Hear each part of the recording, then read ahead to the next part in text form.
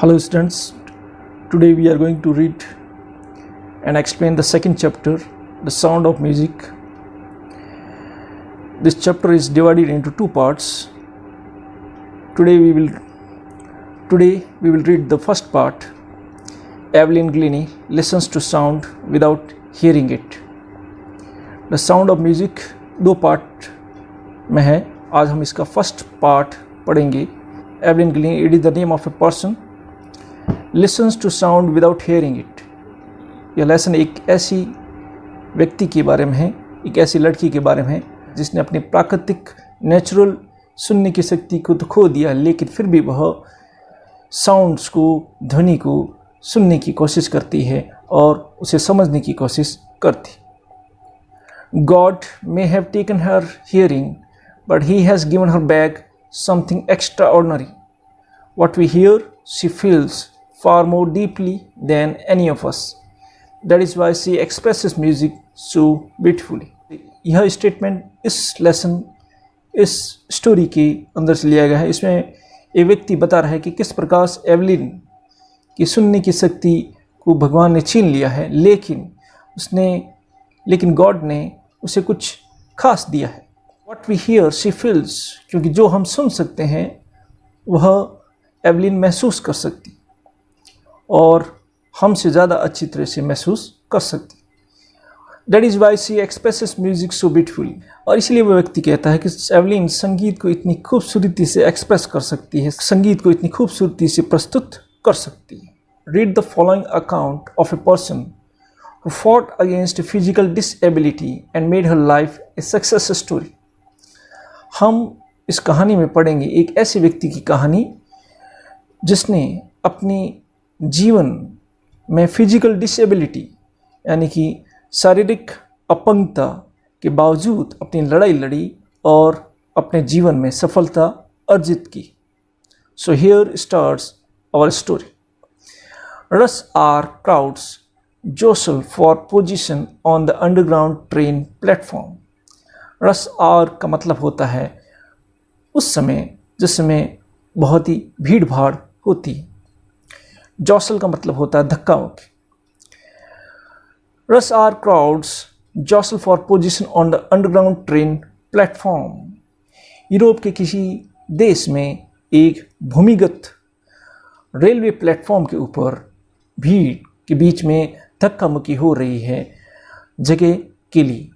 A slight girl, slight का मतलब होता है स्मॉल एंड थिन, दुबली पतली. A slight girl looking younger than her 17 years was nervous yet excited as she felt the vibrations of the approaching train. एक दुबली पतली लड़की जो सिर्फ 17 साल की है वह नर्वस है, लेकिन साथ में एक्साइटेड भी है, उत्साहित भी है जब वो आती हुई ट्रेन की कंपन को महसूस करती. It was her first day at the prestigious Royal Academy of Music in London. London के एक म्यूज़िक एकेडमी जहाँ पे म्यूज़िक सिखाया जाता है, वहाँ पे आज उसका पहला दिन है. And daunting enough for any teenager, and daunting enough, daunting का मतलब होता है मुश्किल या भयावह. And daunting enough for any teenager fresh from a Scottish farm. और कोई भी एक टीनेजर, कोई भी एक कम उम्र की लड़के या लड़की के लिए वह एक बहुत ही मुश्किल क्षण है यदि वह एक स्कॉटिश फार्म, स्कॉटलैंड से बना है और स्कॉटलैंड ब्रिटेन का ही एक पार्ट है. जिस तरह से इंग्लैंड, आयरलैंड और वेल्स ब्रिटेन जो एक कंट्री है उसका पार्ट है, वैसे ही स्कॉटलैंड भी ब्रिटेन का एक पार्ट है. स्कॉटिश फार्म यानी स्कॉटलैंड का एक गांव का खेत. तो ये लड़की स्कॉटलैंड के एक छोटे से गांव की रहने वाली थी और लंदन की एक म्यूज़िक एकेडमी जहाँ पे संगीत सिखाया जाता था वहाँ पे आज इसका पहला दिन था और इस वजह से यह उसके लिए थोड़ा मुश्किल या भयावह क्षण था क्योंकि वह एक छोटे से गांव की रहने वाली थी. But this aspiring musician faced a bigger challenge than most. Aspiring musician का मतलब होता है a person who wants to be a musician. एक ऐसा व्यक्ति जो म्यूजिशियन, संगीतकार बनना चाहता है, संगीत में अपना कैरियर बनाना चाहता है. But this aspiring musician faced a bigger challenge than most. लेकिन यह लड़की जो एक म्यूजिशियन, एक संगीतकार बनना चाहती थी, संगीत के क्षेत्र में अपना कैरियर बनाना चाहती थी, उसके सामने इससे भी एक बड़ा चैलेंज उसके सामने था। इस लड़की के सामने इससे भी एक बड़ा चैलेंज था, इससे भी एक बड़ी चुनौती उसके सामने थी। She was profoundly deaf, profoundly यानी कि लगभग, डेफ यानी कि बहरी, यानी कि यह लड़की लगभग सुनने की शक्ति खो चुकी थी। Evelyn Glennie's loss of hearing had been gradual. Gradual का मतलब होता है धीरे धीरे, सडनली मीन्स अचानक, ग्रेजुअल धीरे। तो Evelyn Glennie's loss of hearing had been gradual. Evelyn Glennie ने अपनी सुनने की शक्ति को धीरे धीरे खोया था। Her mother remembers noticing something was wrong when the 8-year-old Evelyn was waiting to play the piano. जब एवलिन सिर्फ 8 साल की थी, तब सबसे पहली बार एवलिन की माँ का ध्यान इस ओर गया था कि एवलिन के शायद सुनने की शक्ति में कुछ प्रॉब्लम है। They called her name and she didn't move. उसका नाम कई बार पुकारा गया, लेकिन वो अपनी जगह से हिले नहीं। I suddenly realized she hadn't heard. और तब उसकी माँ को एहसास हुआ कि शायद उसने बिल्कुल सुना ही नहीं। Says Isabel Glennie. Isabel Glennie is the name of Evelyn's mother. For quite a while, Evelyn managed to conceal. Conceal का मतलब होता है छिपाना। For quite a while, Evelyn managed to conceal her growing deafness from friends and teachers. कुछ समय तक Evelyn अपनी बढ़ती हुई बहरेपन को इसको अपने दोस्तों से और टीचर्स से छिपाने में कामयाब होती है।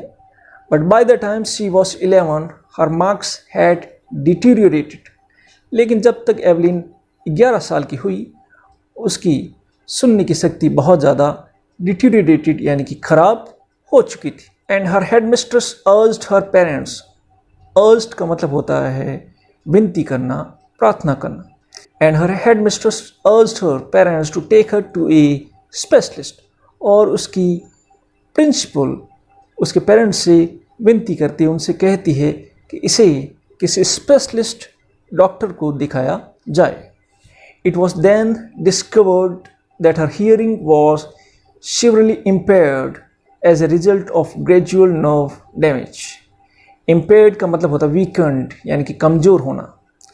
नर्व का मतलब होता है तंत्रिका, यानी हमारे शरीर के अंदर, हमारे बॉडी के अंदर जो नर्व्स होती है, तंत्रिकाएँ होती हैं, उन्हें बोला जाता है नर्व्स।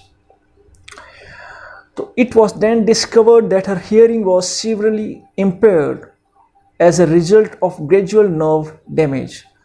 जब एवलिन को एक स्पेशलिस्ट डॉक्टर को दिखाया गया, तब ये पाया गया कि उसकी बॉडी में जो तंत्रिकाएँ जो हैं वो धीरे धीरे खराब हो चुकी है और उसने अपनी सुनने की शक्ति को बहुत हद तक खो दिया है। They were advised that she should be fitted with hearing aids and sent to a school for the deaf. और एवलिन के पेरेंट्स को यह सलाह दी गई कि एवलिन को सुनने की शक्ति बढ़ाने के लिए जो मशीन्स लगाई जाती है कान में, वह लगाई जाए और एवलिन को एक ऐसी स्कूल में भेज दिया जाए जहाँ पे ऐसे बच्चे पढ़ते हैं जो सुन नहीं सकते। Everything suddenly looked black says Evelyn. और एवलिन कहती है, डॉक्टर की यह बात सुनकर मुझे ऐसा लगा कि मेरी ज़िंदगी में चारों तरफ अंधेरा छा गया है। But Evelyn was not going to give up. लेकिन एवलिन हार मानने वाली नहीं थी। गिव अप करना मीन्स, गिव अप का मतलब होता है हार मानना। She was determined to lead a normal life and pursue her interest in music. उसने ठान लिया था कि वह एक नॉर्मल सामान्य ज़िंदगी जिएगी और संगीत में अपना कैरियर बनाएगी। One day she noticed a girl playing a xylophone. Xylophone is a kind of a musical instrument. Xylophone एक म्यूजिकल इंस्ट्रूमेंट होता है। एक दिन एवलिन का ध्यान एक ऐसी लड़की के ऊपर जाता है जो जाइलोफोन बजा रही थी and decided that she wanted to play it too. और एवलिन भी जाइलोफोन को बजाने का निर्णय लेती है। Most of the teachers discouraged her. उसके ज़्यादातर टीचर्स ने उसको यह करने से रोका। यह करने से डिस्करेज करना मीन्स हतोत्साहित करना। उसके बहुत सारे टीचर्स ने, अध्यापकों ने उसे यह करने से रोका क्योंकि उसके सुनने की शक्ति नहीं थी। बट परकशनिस्ट का मतलब होता है who plays the drum, the tabla etcetera, यानी कि ऐसा म्यूजिशियन, एक ऐसा व्यक्ति जो ड्रम, तबला वगैरह बजाता है, उसे परकशनिस्ट कहा जाता है। तो रॉन फॉप्स जो कि एक परकशनिस्ट थे, एक तबला या एक ड्रम बजाने वाले थे, उन्होंने एवलिन की प्रतिभा को पहचाना। He began by tuning two large drums to different notes. उन्होंने एवलिन की मदद करने की सोची और 2 ड्रम्स लिए और उन्होंने दोनों ड्रम्स को अलग अलग संगीत के नोट्स के ऊपर ट्यून करने की, सेट करने की कोशिश की। Don't listen through your ears, he would say. Try to sense it some other way. और रॉन फॉप्स एवलिन से कहा करते थे कि अपने कानों से सुनने की कोशिश मत करो, किसी और तरीके से इसको, संगीत को महसूस करने की कोशिश करो। सेज एवलिन, एवलिन कहती है, suddenly I realised I could feel the higher drum from the waist up and the lower one from the waist down. और बहुत जल्दी एवलिन को यह एहसास हुआ कि वह एक ड्रम जो हायर है, ऊंचा है, उसकी ध्वनि को अपने वेस्ट यानी कि अपने कमर के ऊपर के हिस्से से महसूस कर सकती है। And the lower one from the waist down, और जो ड्रम लोअर है, नीचे है, उसकी ध्वनि को अपने वेस्ट, कमर के नीचे के हिस्से से महसूस कर सकती, उसकी ध्वनि को महसूस कर सकती। Forbes repeated the exercise and soon Evelyn discovered that she could sense certain notes in different parts of her body. Evelyn ने यह प्रक्रिया, यह एक्सरसाइज बार बार की और बहुत जल्दी एवलिन को यह एहसास हुआ कि वह संगीत की ध्वनि के अलग अलग नोट्स, अलग अलग ध्वनियों को अपने बॉडी, अपने शरीर के पार्ट्स के जरिए सुन सकती है, महसूस कर सकती है। I had learn to open my mind and body to sounds and vibrations. और एवलिन कहती है, मैंने ध्वनि और वाइब्रेशंस यानी कि कंपन को अपने माइंड और बॉडी के जरिए सुनने की, महसूस करने की कोशिश की। The rest was share determination and hard work. और वो कहती है, बाकी थोड़ा बहुत जो नामुमकिन था वह उसके डिटर्मिनेशन यानी कि दृढ़ संकल्प और हार्ड वर्क, कठिन परिश्रम ने बाकी बचे नामुमकिन को मुमकिन कर दिया। She never look back from that point onwards. उसके बाद में एवलिन ने कभी पीछे मुड़कर नहीं देखा, कभी मुश्किल परिस्थितियों से हार नहीं मानी। She toured the United Kingdom with a youth orchestra. United Kingdom is the name of a country जिसे हम ग्रेट ब्रिटेन या ब्रिटेन भी कहते हैं। ऑर्केस्ट्रा एक ऐसा ग्रुप होता है जिसमें अलग अलग म्यूजिकल इंस्ट्रूमेंट्स बजाने वाले व्यक्ति होते हैं और ये सभी मिलकर इन सभी इंस्ट्रूमेंट्स को बजाते हैं और इस पूरे ग्रुप को ऑर्केस्ट्रा कहा जाता है। She toured the United Kingdom with a youth orchestra.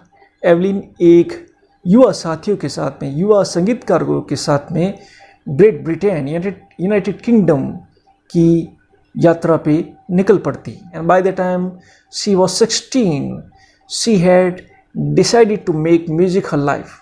और जब तक एवलिन 16 वर्ष की हुई, उसने यह निर्णय ले चुकी थी, वह यह निर्णय ले चुकी थी कि उसे संगीत को ही अपनी ज़िंदगी बनाना है, संगीत में ही अपना कैरियर बनाना है। She auditioned for the Royal Academy of Music. और इसीलिए उसने रॉयल एकेडमी ऑफ म्यूजिक जो स्कूल थी जहाँ पे संगीत सिखाया जाता था, वहाँ पे उसने ऑडिशन दिया and scored one of the highest marks in the history of the academy. और वहाँ पर म्यूजिक एकेडमी के इतिहास में वह एक ऐसी म्यूजिशियन बनी जिसने अपने टेक्स्ट, जिसने अपने परीक्षा में हाईएस्ट मार्क्स अर्जित करे। She gradually moved from orchestral work to solo performance. अपने जीवन की शुरुआत में एवलिन ऑर्केस्ट्रा का हिस्सा थी, लेकिन बाद में जाके वह सोलो परफॉर्मेंस यानी कि अकेले भी परफॉर्मेंस देने लगी.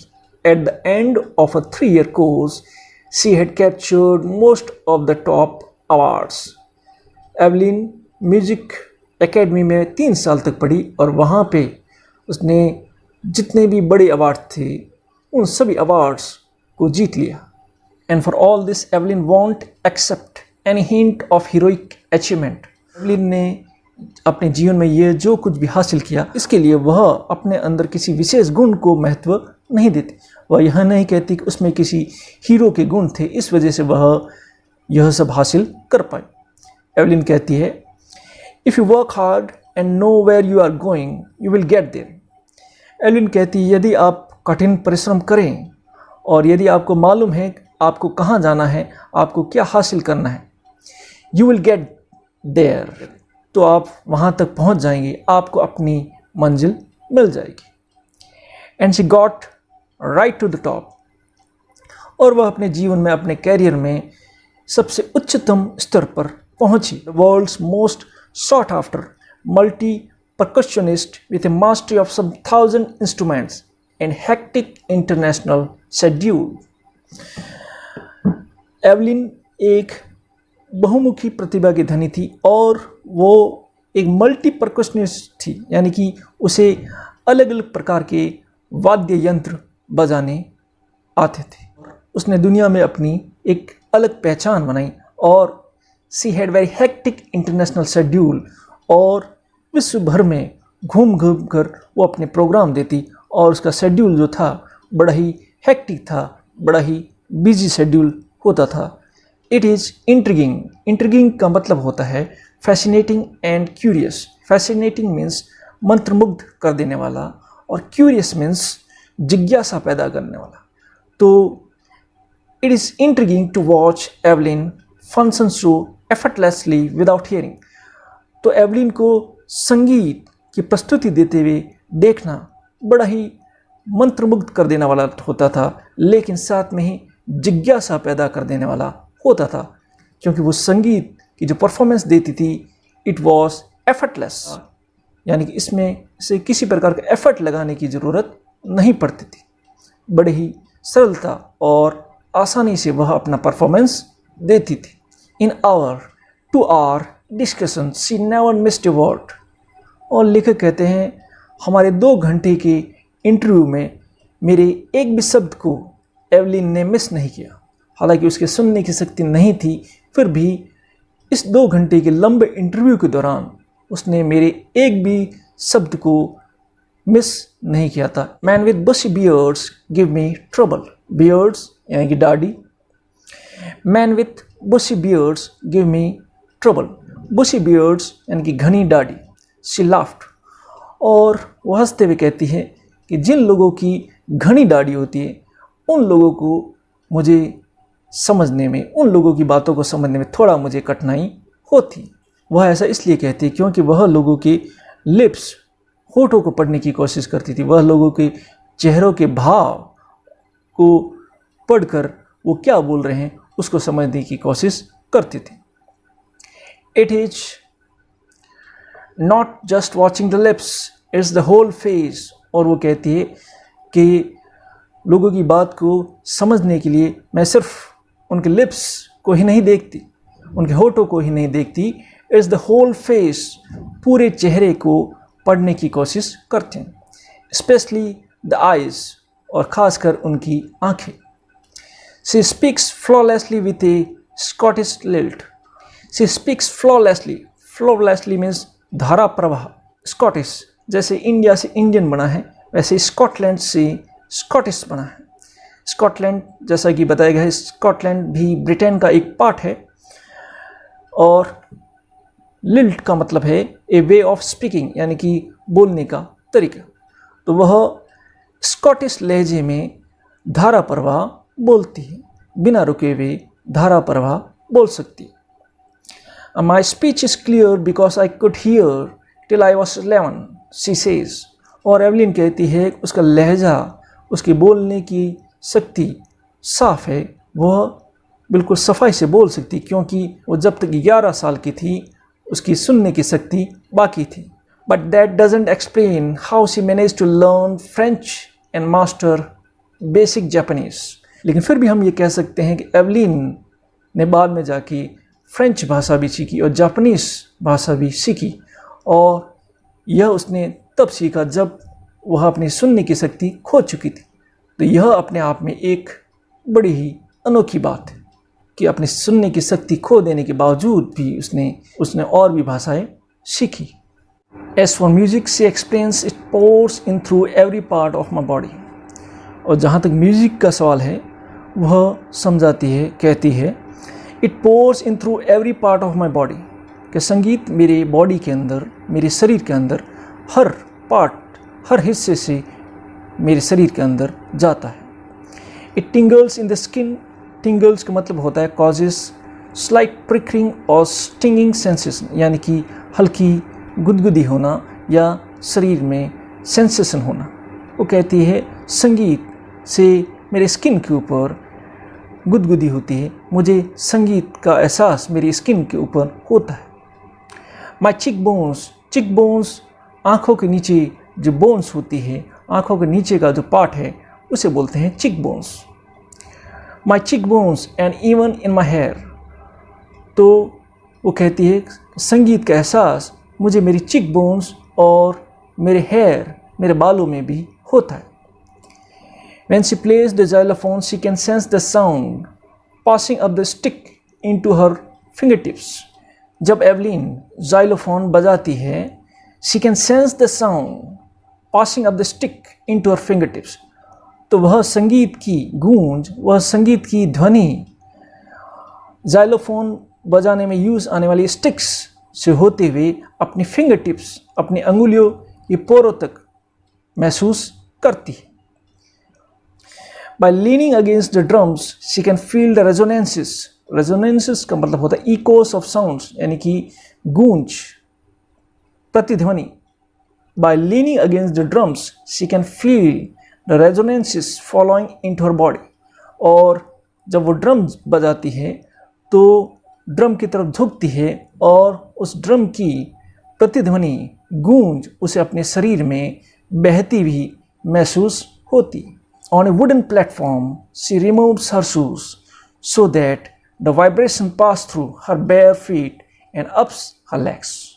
जब वो लकड़ी के बने हुए प्लेटफॉर्म या स्टेज पे परफॉर्म करती है तो एवलिन अपने जूतों को खोल देती है ताकि स्टेज या प्लेटफॉर्म के ऊपर होने वाले वाइब्रेशन को वह अपने पैरों से महसूस कर सके। तो कुछ इस तरीके से एवलिन संगीत को समझती है और कुछ इस तरीके से एवलिन संगीत में अपने परफॉर्मेंस स्टेज के ऊपर देती है। Not surprisingly Evelyn delights our audience. और यह कोई आश्चर्य की बात नहीं कि एवलिन अपनी ऑडियंस को मंत्रमुग्ध कर देती है। 1991 she was presented with the Royal Philharmonic Society's prestigious soloist of the year award. 1991 में एवलिन को संगीत से जुड़ा हुआ एक बहुत ही बड़ा अवार्ड, रॉयल फिलार्मोनिक सोसाइटी अवार्ड दिया गया। Says master percussionist James blades. Percussionist जैसे कि बताया गया एक ऐसा संगीतज्ञ जो तबला या ड्रम वगैरह बजाता है, उसे परकशनिस्ट कहते हैं। तो एक बहुत बड़े परकशनिस्ट, तबला या ड्रम वादक जेम्स ब्लेड्स कहते हैं, God may have taken her hearing, but he has given her back something extraordinary। James कहते हैं कि भगवान ने भले ही एवलिन की सुनने की शक्ति ले ली हो, लेकिन गॉड ने एवलिन को बदले में एक्स्ट्रा ऑर्डिनरी क्वालिटीज़ दी है, एक्स्ट्रा ऑर्डिनरी चीज़ें दी है। What we hear, she feels। और वो कहते हैं कि जो हम सुन सकते हैं वह एवलिन महसूस कर सकती, far more deeply than any of us। और हम जिस चीज़ को सुन सकते हैं वो कहते हैं उसी चीज़ को एवलिन बड़ी गहराई से समझ सकती है। That is why she expresses music so beautifully. और इसीलिए वो कहते हैं कि एवलिन संगीत की इतनी मोहक और इतनी अच्छी प्रस्तुति देती है क्योंकि वो संगीत को समझ सकती है। Evelyn confesses that she is something of a workaholic. Workaholic का मतलब होता है a person who finds it difficult to stop working, एक ऐसा व्यक्ति जो काम करने से अपने आप को रोक नहीं पाता है। Evelyn confesses that she is something of workaholic, और एवलिन कहती है वह एक वर्कहॉलिक है, काम करने से अपने आप को रोक नहीं पाती। I have just got to work often harder than classical musicians, और एवलिन कहती है मुझे काम करते रहने की ज़रूरत पड़ती है। Often harder than classical musicians, शास्त्रीय संगीतकार होते हैं उनसे भी ज़्यादा कड़ी मेहनत करने की मुझे ज़रूरत पड़ती है। But the rewards are enormous, enormous का मतलब होता है बहुत बड़े या बहुत ज़्यादा। But the rewards are enormous, लेकिन उसके जो रिवार्ड्स हैं, उसके जो नतीजे हैं, उसके जो फ़ायदे हैं वो बहुत ही बड़े हैं, वो बहुत ही ज़्यादा हैं। Apart from the regular concerts, Evelyn also gives free concerts in prisons and hospitals. Evelyn संगीत की साधारण प्रस्तुतियाँ तो देती है, she also gives free concerts in prisons and hospitals. लेकिन वह जेल के कैदियों के लिए और हॉस्पिटल्स के डॉक्टर्स और वहाँ के मरीजों के लिए मुफ्त में संगीत के प्रोग्राम करती है। She also gives high priority to classes for young musicians, और वो युवा म्यूजिशियंस को संगीत की शिक्षा भी देती है। And Richlin of the Beethoven Fund for Deaf Children says, Richlin जो कि ऐसे बच्चे जो कि सुन नहीं सकते उनके लिए एक संस्था चलाते हैं, वो कहते हैं she is a shining inspiration for Deaf children. Evelyn उन बच्चों के लिए जो सुन नहीं सकते उनके लिए एक इंस्पिरेशन है, उनके लिए एक प्रेरणा है, उनके लिए एक उम्मीद की किरण है। They see that there is nowhere that they cannot go, और वो ये समझते हैं कि जीवन का कोई ऐसा हिस्सा नहीं है, जीवन में कोई ऐसी चीज़ नहीं है जो वो नहीं कर सकते। Evelyn Glennie has already accomplished more than most people twice her age. Accomplished means पूर्ण करना, पूरा करना। तो एवलिन ग्लिनी ने वह सब कुछ हासिल किया है, वह सब कुछ पूर्ण किया है जो उससे दुगनी उम्र के लोग हासिल नहीं कर पाते हैं। वह एवलिन ग्लिनी ने अपनी इस छोटी सी उम्र में पूर्ण किया है, हासिल किया है। She has brought percussion to the front of the orchestra and demonstrated that it can be very moving. Evelyn ने परक्यूशन यानी तबला या ड्रम वादन को ऑर्केस्ट्रा का एक मुख्य हिस्सा बनाया है। She has given inspiration to those who are handicapped. वो सारे व्यक्ति जो हैंडीकैप्ड है, अपंग हैं, उन सभी के लिए एवलिन एक इंस्पिरेशन है, एक प्रेरणादायी शक्ति है, एक उम्मीद की एक किरण है। People who look to her and see, लोग उसकी तरफ उम्मीद की नज़रों से देखते हैं और कहते हैं if she can do it I can, कि यदि एवलिन अपनी सारी कमियों और असमर्थताओं के बावजूद यह सब कुछ हासिल कर सकती है तो हम भी कर सकते हैं। And not the least, she has given enormous pleasures to millions. Pleasure का मतलब होता है खुशी, और एवलिन ने संगीत की अपनी प्रस्तुतियों से लाखों लोगों का मनोरंजन किया है। This story is written by Deborah Cowley. Thank you.